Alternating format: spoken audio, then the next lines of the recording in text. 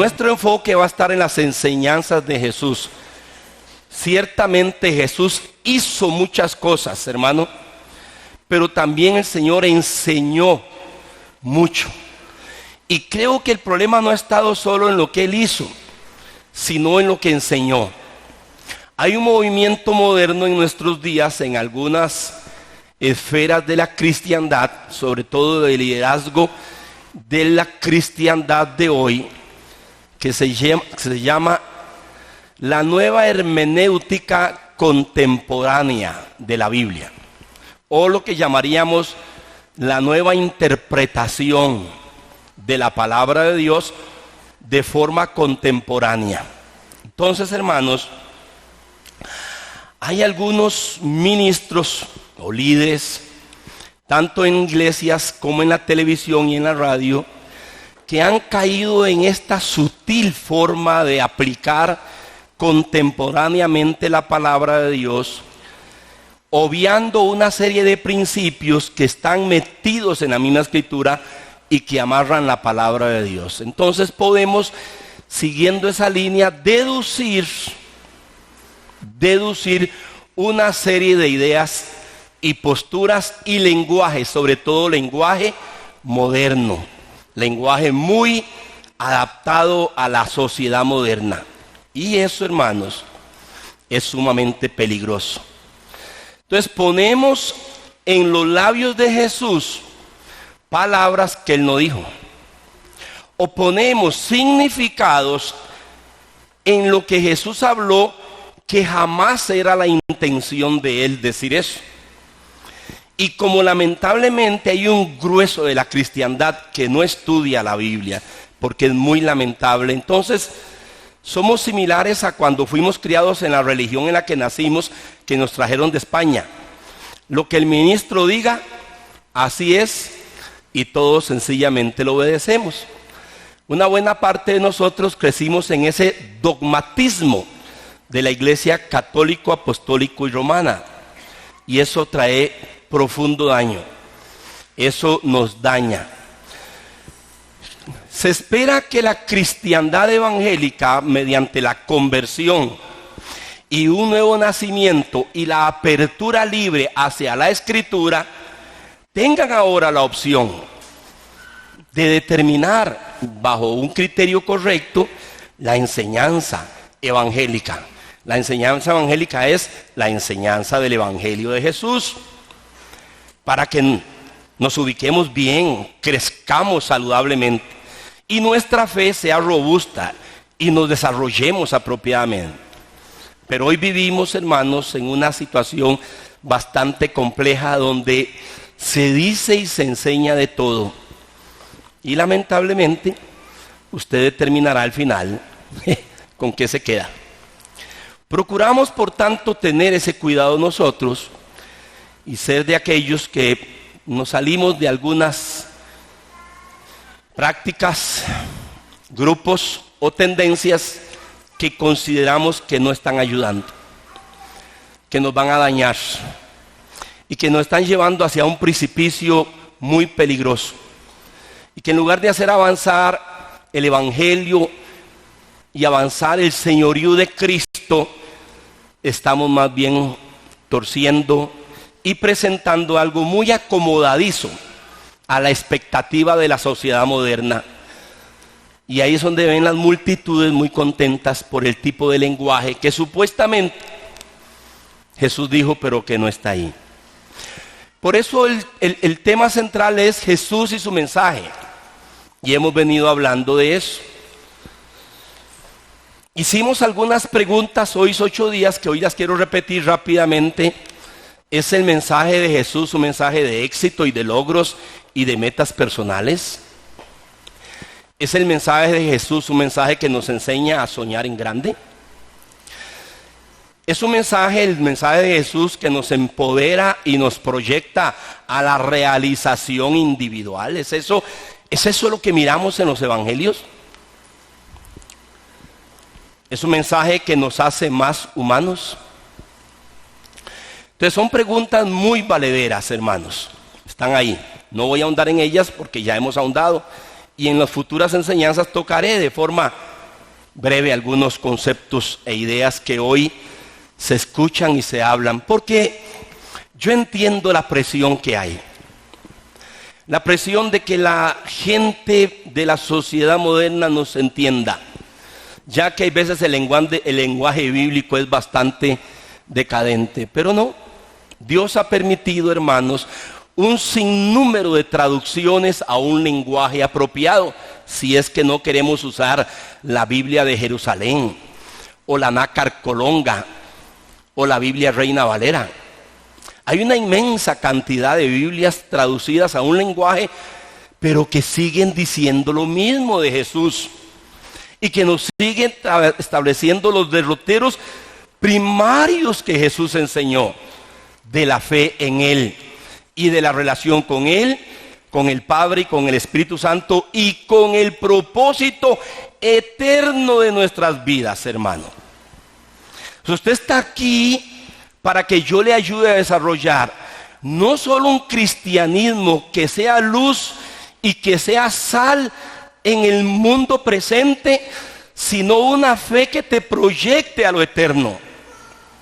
Porque usted se está haciendo viejo. Porque usted y yo no somos duraderos. Hay un lapso de tiempo aquí. Y ese lapso de tiempo tiene que ser vivido a la luz de la eternidad que solo nos asegura Cristo.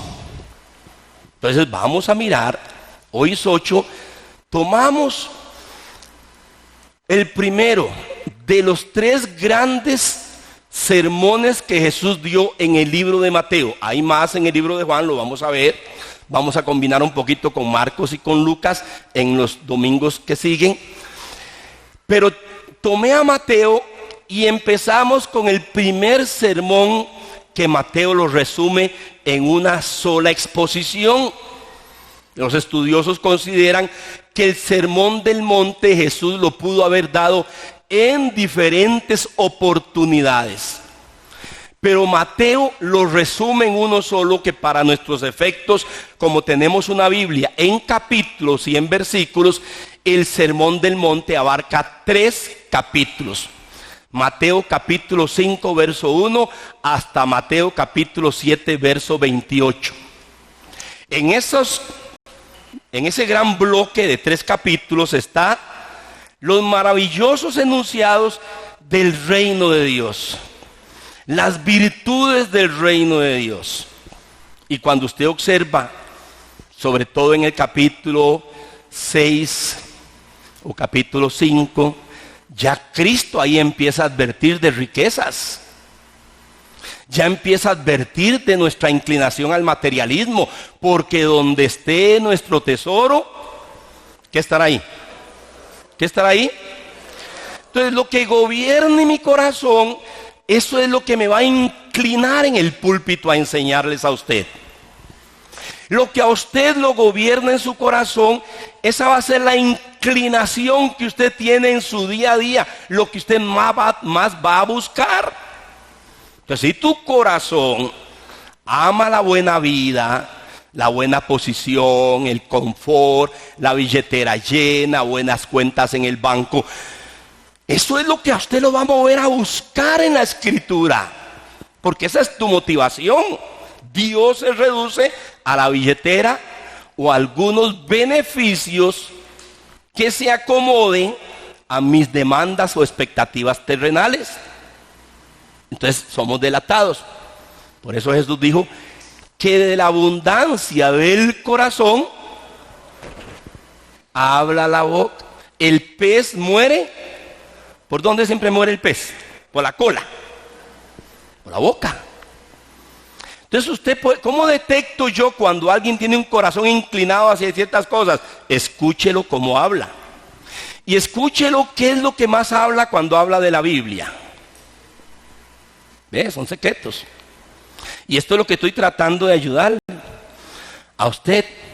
Porque es mi deber como ministro de la palabra sentar las bases de cuál es el evangelio que debe de prevalecer desde que Jesús vino hasta el siglo XXI. Hay algunos que están hablando de una reingeniería de la iglesia. Hay algunos que están hablando de una deconstrucción del cristianismo para volverlo a construir. Hay algunos que están hablando de una reinterpretación de las enseñanzas de Jesús a la luz de la sociedad moderna. Es imposible que se haga eso, hermanos, porque la Escritura fue inspirada por Dios y diseñada con una serie de eslabones que la amarran a sí mismo. Desde Génesis hasta Apocalipsis es solo un hilo de pensamiento principal que ella tiene. Y está amarrada, estructurada de tal forma que el que no se ajuste a ese hilo conductual rápidamente es manifestado. Por eso Jesús habló de los engañadores. Y esta época en la que vivimos, después de que Jesús vino, que son los últimos días, es la época de más grande engaño que vamos a tener. Pero bueno, el ser humano por la pecaminosidad le gusta el engaño. Recuerden eso, hermanos. Nosotros por nuestra constitución pecaminosa natural nos gusta el engaño. Nos gusta hacerlo y nos gusta que nos lo hagan también a nosotros. La joven le dice: mi amor, ese muchacho no te conviene, tiene algunas conductas, mírele la miradita y ves un poquito rojiza, y no es porque tiene problemas de la vista, es porque cierta droga produce esa mirada. Ay no, mamá, usted tiene ideas raras. Y le tiran señales, pero está tan cegada en lo que internamente su pasión la mueve a ese muchacho que ella no ve. Por eso se llama novio. Y por eso se llama novia. Entonces el novio y la novia se casaron y se abran los ojos hasta después de que se casan. Porque es cuando usted se casa que deja de ser novio, o sea, ciego. Y es adentro del matrimonio. Pero vos serás así. ¿Y por qué esa bolsita tan pequeña? ¿Y dónde están los Tommy que usabas? Y los Nike eran de mi hermanillo o de mi amigo. Y él o ella van con una bolsita al matrimonio, a la casa donde van a vivir. ¿Y dónde está toda la ropa que me exhibías? No era mía, era un amigo que me prestaba. Entonces es ahí en donde se viene. Y como dice aquel programilla de una de las famosos canales de cable, hasta que el dinero nos separe. Y ahí está el problema.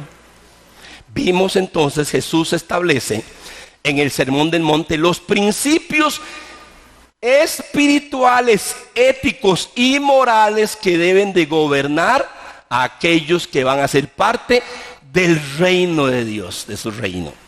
Ustedes van a ver capítulo 5, capítulo 6, capítulo 7, que Él toca cosas sumamente interesantes y no se permite sacar ninguna conclusión diferente en el Sermón del Monte que no sea transformación interna de adentro para afuera, para transformar primero la vida, luego el hogar, la familia, luego la comunidad y, si es posible, afectar la sociedad. Ese es el Sermón del Monte. Por eso él empieza con ¿qué? Con la primera bienaventuranza. Primer Macarios. Macarios, los que tienen hambre y sed.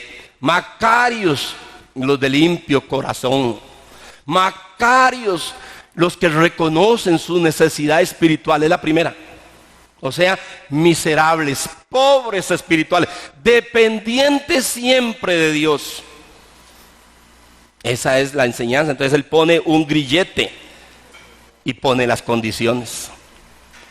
Hoy hasta el diablo es Macarios, bienaventurado, por el tipo de lenguaje que queremos aplicar de la palabra y hacerle decir a Jesús cosas que él no dice, para satisfacer las demandas con las que la gente viene a nuestros eventos que hacemos. Ese es el gran error. Vamos a ir despacio. Entonces hay tres grandes sermones: el Sermón del Monte, el Sermón de las Parábolas del Reino, igual Mateo las acuña en un capítulo 13, desde el verso 1 hasta el verso 51. y acuña las famosas parábolas del reino, que inmediatamente vamos a mencionar rápidamente las parábolas del reino. Y luego su mensaje escatológico, precisamente el martes último que él vivió en la tierra, que es otra cosa que algunos no miran.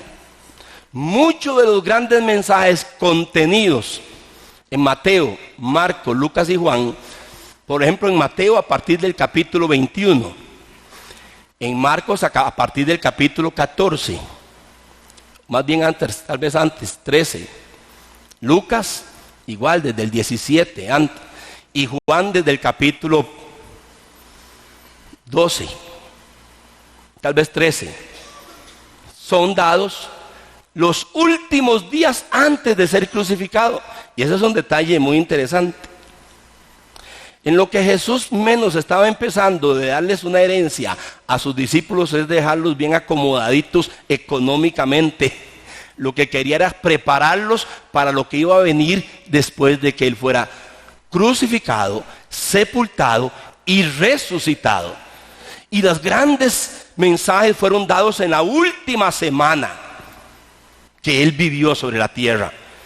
En Mateo, vamos a ir 24 y 25, es dado lo que nosotros llamaríamos martes santo, o sea, antes de ser colocado él bajo arresto. Ese Mateo capítulo 24 y 25, luego lo veremos, si hay tiempo lo vemos hoy. Entonces esos tres grandes mensajes Mateo nos da.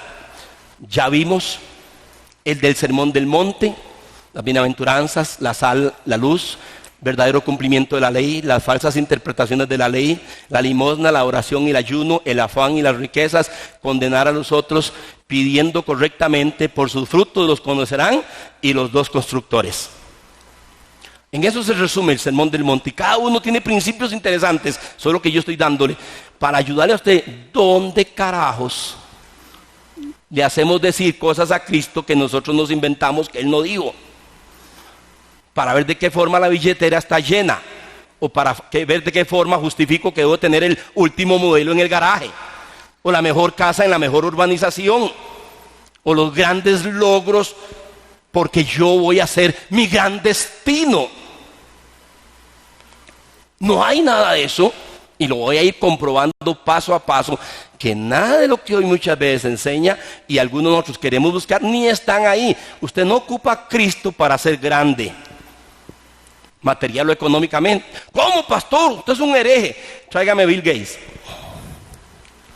Y tráigame a los de Qatar, o de Arabia Saudita,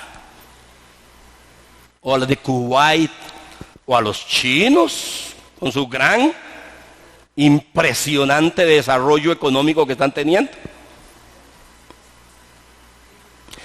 Nos han querido meter 10, no con uno, totalmente perforado, no con un hueco, con muchos huecos, pero como nosotros somos así. Entonces hoy vamos a mirar este mensaje, las parábolas del reino. Mateo capítulo 13, permítame leer los primeros versículos. En las parábolas del reino Jesús va a empezar, hermanos, a usar alegorías o comparaciones y decirle a las multitudes con qué se parece el reino, a qué se compara el reino. Ahora, en Mateo capítulo 13 solo hay una porción de parábolas, pero hay una inmensa cantidad de parábolas porque Jesús fue un maestro y artífice de la parábola. La parábola es un género literario muy importante. La parábola tiene una característica, que se reviste de muchos detalles para enseñar una sola verdad. Entonces, cuando usted coge una parábola y le asigna significado a cada cosa, usted está embarcando primero usted y a los que lo oyen. Porque la parábola se adorna. Es un género literario como la poesía. La poesía es algo que se adorna para expresar un sentimiento, una experiencia. Jesús va a través de la parábola enseñar un misterio del reino de los cielos, que en la parábola está encerrado, pero que pone a pensar a las personas. Porque las parábolas fueron dadas en la mayoría de las veces a las multitudes, porque no era algo nuevo para ellos. Ellos ya sabían, los profetas aplicaron mucho de esto y los rabinos enseñaban. Pero en Jesús, el género llamado parábola se perfecciona. Cristo, hermano, es un artífice. Vea, estaba sentado y de repente sucedían así las parábolas en él. Y cuando usted lee una parábola, dice, ¿pero cómo pudo armar Jesús una parábola así? A usted y a mí se nos hace un nudo. Era algo precioso. Por ejemplo, vea lo que dice el verso 1 del capítulo 13. Note, Mateo, qué lindo lo que dice, hermanos. Aquel día salió Jesús de la casa. ¿Ve? No dice, aquel día flotó en el aire Jesús. ¿Qué es lo que a veces nos quisiéramos leer en la Biblia? Esas cosas místicas. Salió de la casa. ¿Qué significa? Que estaba en la casa. Tal vez durmiendo, dependiendo, no nos dice la hora. Aquí en este pasaje no nos dice la hora. Aquel día salió Jesús de la casa y se sentó junto al mar. ¿Qué es lo primero que nos enseña Mateo de Jesús? ¿Qué es lo primero que nos enseña Mateo en ese pasaje de Jesús? Que Jesús es un ser humano. Como cualquiera que quiere salir un rato a la playa, porque vivía en la casa por lo menos ahí quedaba, no era la casa de él, una de las casas donde se quedó. El contexto luego lo clarifica, el contexto lo dice. Y se sentó junto al mar. Y una vez que se sentó, ¿qué dice la Biblia? Y se le juntó mucha gente, y entrando él en la barca, se sentó. Era tanta la gente que se metió en una barca él. Y toda la gente estaba en la playa. Hermano, el escenario perfecto. Hay una serie de características geográficas que esas condiciones llenaban para poder predicar. Hasta 1 kilómetro podía oírse el mensaje de Jesús por la forma, por las condiciones geográficas que tenía el mar y la parte terrestre donde estaba él. Por eso dice que mucha gente, dice, pastor, ¿cómo se le podrá predicar a mucha gente? Por las condiciones geográficas. Se sentó en la barca y toda la gente en la playa. Mire el cuadro, qué lindo. Y les habló muchas cosas por parábolas diciendo. Entonces el primero que empieza él es el sembrador, una de las principales parábolas. Y dice, he aquí el sembrador salió a sembrar, y mientras sembraba, parte de la semilla cayó junto al camino, y vinieron las aves y la comieron. Parte cayó en pedregales donde no había mucha tierra y brotó pronto, porque no tenía profundidad de tierra, pero salido el sol se quemó, y porque no tenía raíz se secó. Y parte cayó entre espinos, y los espinos crecieron y la ahogaron. Pero parte cayó en buena tierra y dio fruto, cual a 100, cual a 60 y cual a 30 por uno. El que tiene oídos para oír, oiga. Jamás esta parábola tiene que ser usada para motivar la ofrenda. Empecemos por ahí. El último pasaje que leí, y dio fruto. Entonces, muchas veces ese pasaje lo hemos usado para decirle a la gente, venga y siembre. Que usted va a recoger a 100%, a 60%, y si da muy poquito, a 30%. Somos sutiles y astutos. Esa parábola jamás está hablando Jesús de dinero. Bajo ningún término puede ser usada para asuntos financieros. ¿Por qué, pastor? Porque la parábola no fue diseñada para eso. La primera parábola que se compara al reino son las diversas respuestas que van a tener las personas al mensaje del reino. Esa es la verdad que está ahí. Que le digamos que las aves, está muy bien, porque luego más adelante Jesús interpreta la parábola. Si usted lo ve, en el verso 18 dice, oíd pues vosotros la parábola del sembrador. Ya se llama la parábola del sembrador. Entonces él empieza a explicar.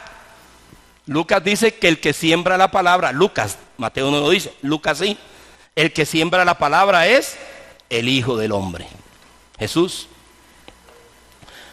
Entonces dice, cuando alguno oye la palabra del reino y no la entiende, viene ¿quién? El malo. Entonces son las respuestas diversas al mensaje del reino. Son 4 respuestas, porque él usa 4 tipos de terreno. Más de eso, si quiere la adorna, y más de lo que Jesús va a interpretar, que todavía él la va a interpretar, yo debo de respetar el significado que Jesús le da a la parábola.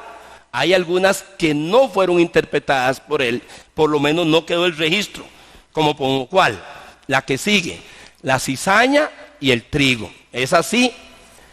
¿Cuál es la interpretación de la cizaña y el trigo?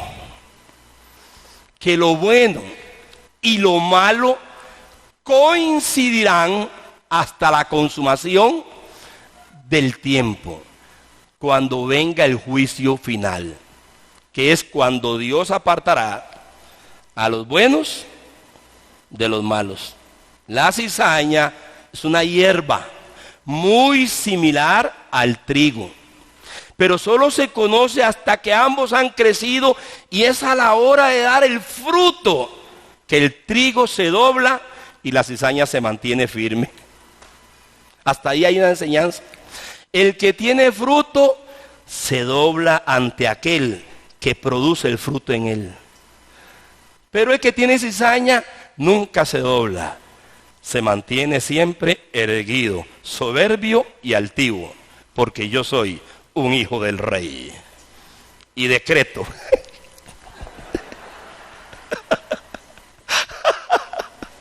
Esas yeguadas, dijo papá, usted las escucha hoy con frecuencia. Son cizaña. Hay una serie de enseñanza que nos están enseñando a hacer cizaña y no trigo. El trigo produce fruto y cuando está cargado se dobla. Vea, ahora hay facilidad, hermano. Te va a YouTube y pone cómo se produce el trigo, y ahí va a haber un pequeño video de esto. Ahora, el que no conoce, pues es un vago, perezoso. Entonces Jesús habla del trigo y la cizaña, y luego él la interpreta. El enemigo que vino a sembrar. Por eso el Señor, le dicen los servidores del amo, Señor, iremos y arrancamos. Y no la toquen, no arranquen ustedes nada. Déjenlas crecer juntas hasta la siega. La siega es el fin de la presente era, cuando Él vendrá a juzgar. Entonces Él sí va a saber, Él es el que sabe quién es y quién no es. A mí me enseñaron que yo sabía, y me dieron una lista así como de palí. Va al culto todos los días, ayuna 4 veces al mes, tiene pelo largo, no usa joyas, es de vestido largo, manga larga y lengua larga, perdón. Entonces a mí me enseñaron en el mundo evangélico cómo discernir al que es verdadera. No, lo que estamos hablando es cómo es un fariseo, o cómo es un hipócrita, o cómo es un religioso. Por eso dijo, no me toquen ni la cizaña ni el trigo, porque el único que los conoce es el verdadero que los va a producir. Sembrador, 4 tipos de escuchas y respuestas al mensaje del reino. Cizaña y el trigo. En el reino visible presente tendremos 2 tipos de individuos, y esos están sentados aquí hoy. Pastor, me ofende. ¿Por qué lo voy a ofender? Si usted es trigo, usted lo sabe. Y si es cizaña, puede salir hoy siendo trigo. ¿Cómo, pastor? Arrepiéntete de tus pecados, conviértete a Dios, humíllate a Él y reconoce el señorío de Cristo en tu corazón. Punto. La otra parábola que más adelante vemos es el grano de mostaza. En el grano de mostaza hay algo muy interesante, hermanos, porque en Mateo es el grano de mostaza, pero en Lucas y Marcos, Lucas sobre todo habla de la medida o porción de levadura. ¿Qué significa el grano de mostaza, pastor? Sencillamente la forma en que el reino va a crecer. La semilla de mostaza es una o la más pequeña de todas las hortalizas. ¿Usted ha visto la semilla de mostaza? Pero se hace un arbusto que llega a alcanzar incluso hasta 5 metros o un poquito más de estatura. Cuando usted deja una mostaza desarrollarse, crece impresionantemente. Por eso se usa el término árbol. Se hace como un árbol, pero realmente es un arbusto. Porque de algo tan pequeñito, tan insignificante, que nació allá en Belén, con una manada de pescadores atorrantes, hermano, 12, y uno de ellos hasta también traidor. Así empezó el reino de Dios, con una cosa insignificante en las tierras de Palestina, Galilea, Tiro y Sidón, Jericó, las calles polvorientas de la época de Jesús. Ahí empezó el reino de Dios, en ese grupito de hombres. Y de aquel maestro, era como un gran insignificante, de tal forma, hermano, que lo agarraron y lo guindaron de una cruz. Resucita con poder, los confirma y les dijo: id y predicad la palabra del reino a todas las naciones. Y nos ha llegado hoy hasta el siglo XXI como una corriente incontenible. Se fueron el imperio romano, se fueron sus conquistas, se fueron los griegos, una gran cantidad de culturas han pasado, pero la palabra del reino ha prevalecido hasta nosotros hoy.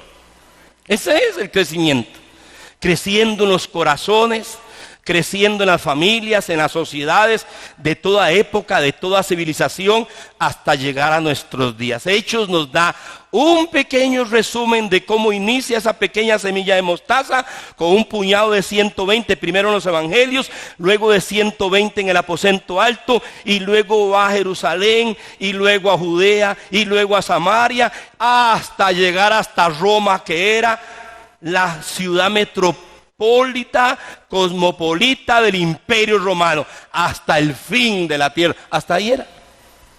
Y usted ve el libro de Hechos cumpliéndose el crecimiento. ¿De qué nos habla el grano de mostaza?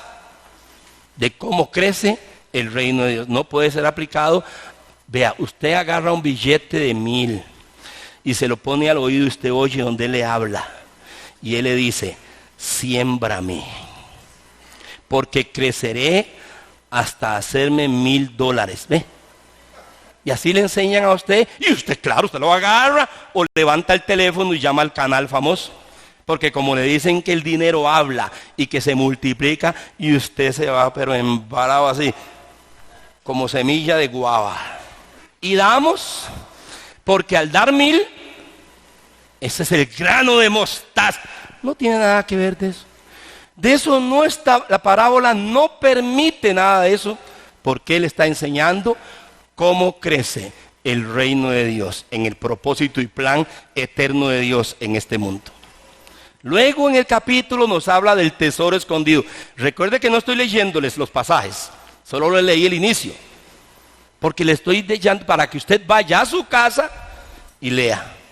Luego él habla del tesoro escondido, que son 2, y la perla del gran precio. Y esto es uno de los más grandes desafíos. Él va a usar asuntos de tesoros, de riqueza, de terrenos que poseen un tesoro o una gran perla de gran precio. Él va a usar esa terminología no para hablar de asuntos financieros, sino que va a coger las cosas materiales del diario vivir, que es muy conocido porque las parábolas tienen eso. Se toman cosas conocidas y usarlas como una figura o ilustración, por eso se llama alegoría, parábola, comparación, para usar eso y detrás de eso enseñar una verdad espiritual. Y la verdad espiritual detrás del tesoro escondido y la perla del gran precio es que Jesús es tu tesoro. Y ahí es donde Él te desafía. ¿Lo vendes todo por Él o no? Es eso. La perla del gran precio es eso, hermanos. Estamos dispuestos a darlo todo. El riesgo que tiene el reino de los cielos. Ese es el significado de las dos parábolas. El riesgo de abrazar el reino de los cielos. Pero hoy no se habla del riesgo. Hoy se habla, venga porque usted se está perdiendo la abundancia, muchacho. Corran ya. Esa vida miserable que lleva, que anda quebrado, pidiendo prestado. Es hora de que aprenda a hacer cola y no cabeza. No has abrazado el reino. Entonces, hermano, y las multitudes quieren eso. Y de eso no está hablando Jesús al usar la parábola del tesoro escondido y la perla del gran precio. Son dos versículos, 44 y 45 del capítulo 13. El reino de los cielos es semejante, subraya esa palabra.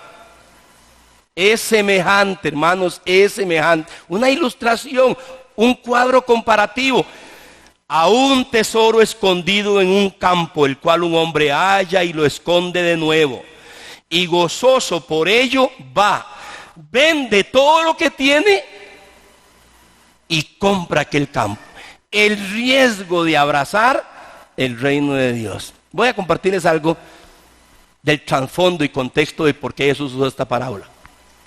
Israel era una tierra donde cruzaban, servía de puente a todos los mercaderes, imperios de un lado a otro, de Egipto a Mesopotamia. Entonces eran tierras donde se daban muchos conflictos. Siempre había invasiones. La gente adquiría bienes y cuando veían que algo venía, ¿qué es lo primero que hacían ellos? Coger una vasija y guardar todo lo que tenían y enterrarlo para preservarlo. Algunos lo perdían sus vidas, tenían que huir, pero el tesoro quedaba ahí. Esa es la idea que Jesús nos está dando en ese tesoro escondido. Alguien escarbando, años, tiempos después, encuentra un gran tesoro, como nos ha sucedido aquí. Hay gente que está escarbado y encuentra grandes entierros ¿de qué? De nuestros naturales, indígenas. Un gran tesoro, todo eso. Entonces él lo encontró. Uy, ¿qué es esto? Entonces él tapa otra vez, se va, vende el terrenito, la casa que tiene allá y dice, pero hay un riesgo. El riesgo es de que pueda adquirirlo. Que si el dueño le dice que no, es un riesgo. Él vende todo lo que tiene con tal de adquirir ese tesoro escondido. También el reino de los cielos es semejante a un mercader que busca buenas perlas y que habiendo hallado una perla preciosa, única, hermano. No sé cuántos vieron ustedes El Hobbit con el famoso dragón. En la cueva de los enanos, lleno de oro y de perlas aquello, pero había una muy especial en todo ese lugar donde una vez habitaron los enanos. Y es una historia fantasiosa, muy linda, muy interesante. Y un dragón se adueñó de todo ese tesoro inmenso, pero era, hermano, inmenso en esa roca, en esa montaña que daba a la ciudad de los enanos. Pero había una. Entonces había uno de los hobbits, uno especial, el actor principal. Él era experto y logró encontrar en el diálogo y juego que tuvo con el dragón la perla preciosa de los enanos. El mercader que anda buscando perlas, experto en perlas, conoce todo tipo de perlas, sabe los valores, los pesos, las calidades, pero en una de esas él encuentra una diferente a todas porque es un experto comerciante. Y él sabía qué tipo de perla era y dice, voy a ir y vendo todo lo que tengo. Esto es los dos. El riesgo de adquirir, de abrazar el reino de los cielos, porque hay que estar dispuesto a perderlo todo para obtener el reino. Por eso los que más sufrían eran los ricos. Y hoy es lo que más se nos enseña a hacer. ¡Qué paradoja! Ya aquí no es parábola, aquí es paradoja lo que escuchamos hoy en los púlpitos, radios y televisiones. Ahí está, vaya a su casa, lea bastantes comentarios, lo van a pastor. Usted no me enseñó ni la mitad porque no puedo enseñarle todo lo que yo leí de los comentarios. Usted lo puede hacer para que vea que ni la mitad le estoy enseñando de la interpretación de lo que es. Entonces, en cada uno de lo que estamos viendo, hermanos, no hay nada que diga que Jesús nos va a hacer grandes. Aquí, ¿de dónde se nos metió? Y usamos parábola tras parábola para comprobar una serie de cosas. Una de las parábolas que yo he escuchado más, que está al final, es la parábola de los talentos. ¿Sabe dónde está esa parábola? Después de Mateo 24, en el capítulo 25. Todo siempre que he oído es la destreza de multiplicar los bienes. Y la parábola no tiene nada que ver con destreza. Tiene que ver con ser fiel en el reino de Dios para hacer la labor asignada de acuerdo a lo que Él nos ha dado que hagamos. Y no tiene nada que ver con llenar bolsillos, con multiplicar plata y con hacer grandes negocios. Pero la gran mayoría de los exponentes de hoy, pastor, ¿por qué es eso? Porque hay proyectos millonarios hoy en los ministerios radiales y televisivos y algunas iglesias, donde han adquirido propiedades millonarias y han adquirido cuentas bancarias donde por mes no pagan 500,000 ni 200,000. Son millones que hay que pagar al banco por haber adquirido esa propiedad. Y cuando usted y yo estamos en premura, y si no, le digo que se anime a ver una película secular, no cristiana, secular. Es una serie de 6 capítulos, 6 sesiones, que se llama Dinero Sucio en Netflix. Para que vea lo que el hombre hace, qué instintos despertamos dentro de nosotros cuando estamos bajo presiones financieras, materiales y económicas.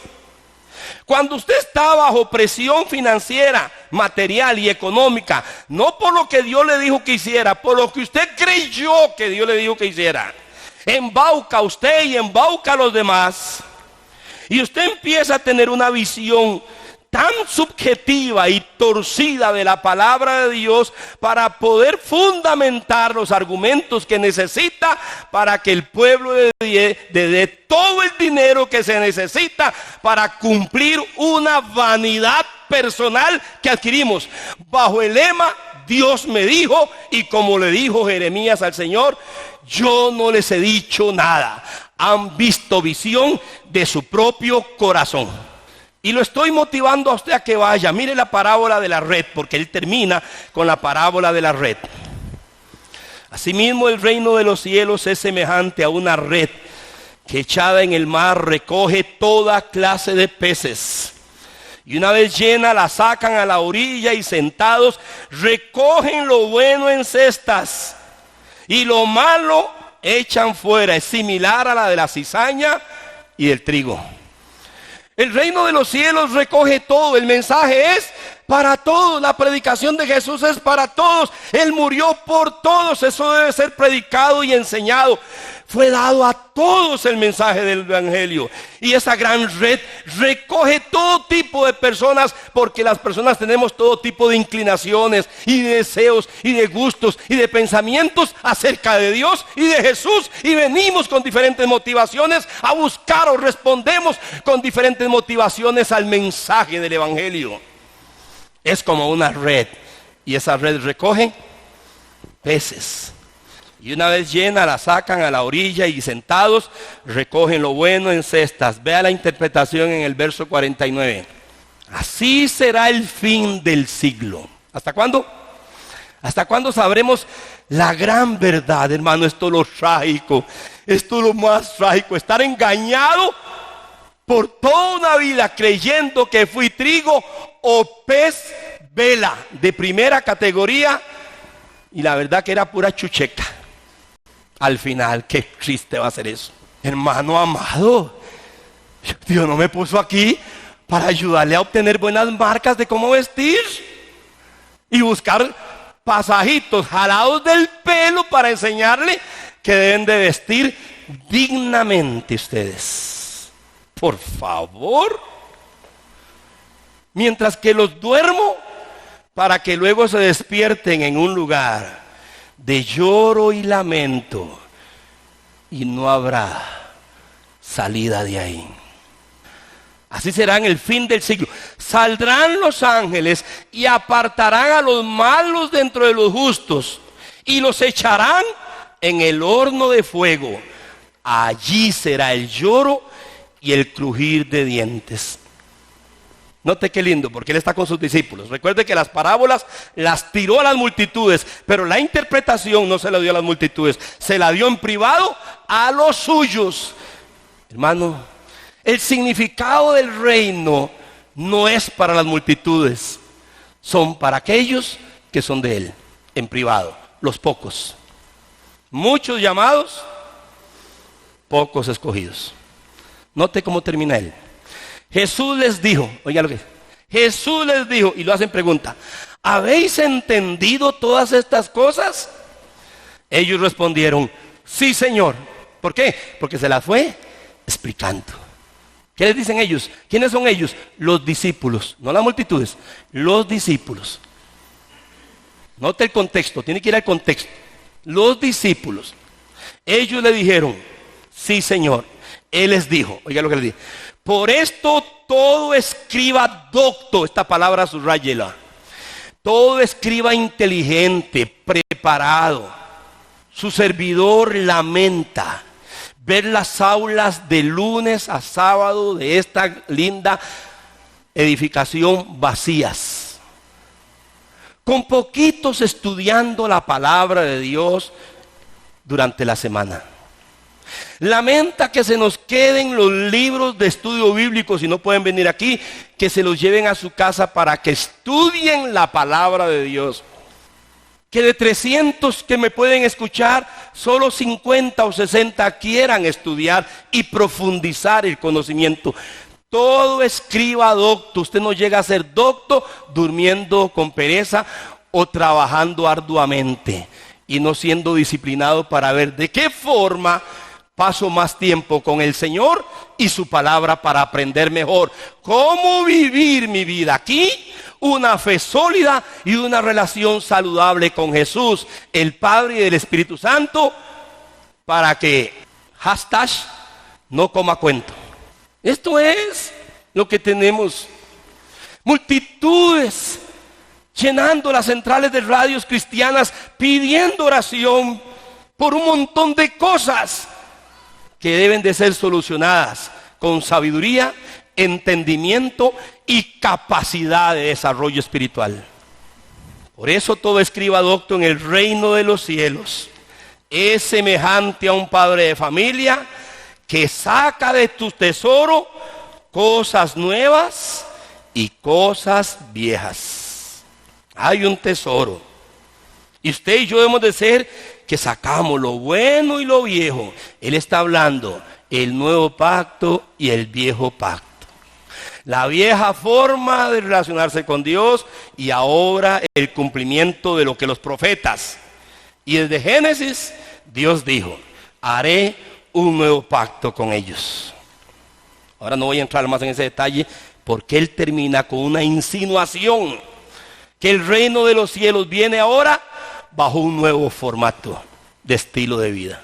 No más religión, no más ritos ni ceremoniales, no más apariencias. Si usted quiere seguirlo siendo, no hay ningún problema. Así están muchos cristianos.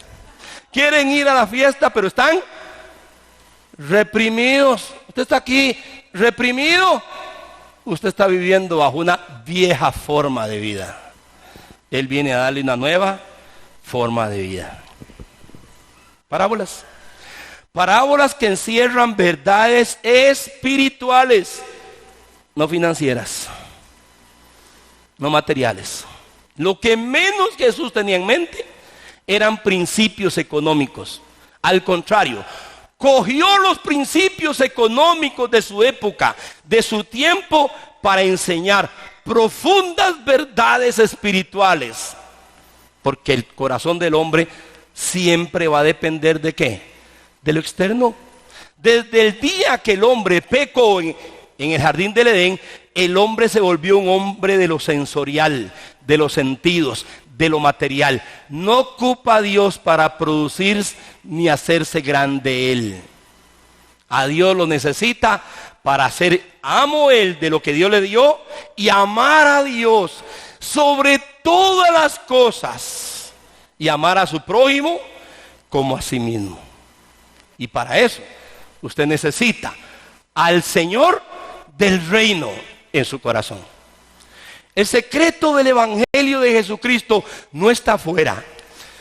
Las grandes verdades que Jesús está enseñando aquí no son asuntos de acciones externas. Son principios de verdades espirituales que deben de afectar nuestra vida, transformar nuestra vida, renovar nuestro entendimiento, producir un cambio en nuestra conducta y volvernos contracultura. Hermanos, nosotros somos contracultura. La cultura dice: peque, libertinaje, haga lo que le gusta, lo que bien le parece. Dios dice: así no es. Y cuando Dios dice así no es de esta forma. Las parábolas están llenas en todos los evangelios. Y ahí aparece las parábolas de las 10 vírgenes. Y ahí aparece la parábola del siervo vigilante. Y ahí aparece la parábola de los talentos. Hermanos míos, no venga aquí con alguna expectativa falsa. Tenga cuidado. Sí oramos para que el Señor se manifieste en las situaciones de su vida. Queremos un milagro, una intervención divina. Claro que sí, creo que lo hace. Pero es más importante no lo que Él hace, lo que somos nosotros para Él. Cuando no entendemos la palabra de Dios, vamos en pos de bendiciones y no del bendito. Vamos en pos de milagros y no del gran hacedor de milagros. Vamos en pos, hermano, del Salvador y no del Señor. O Él es Señor o Él no es nada.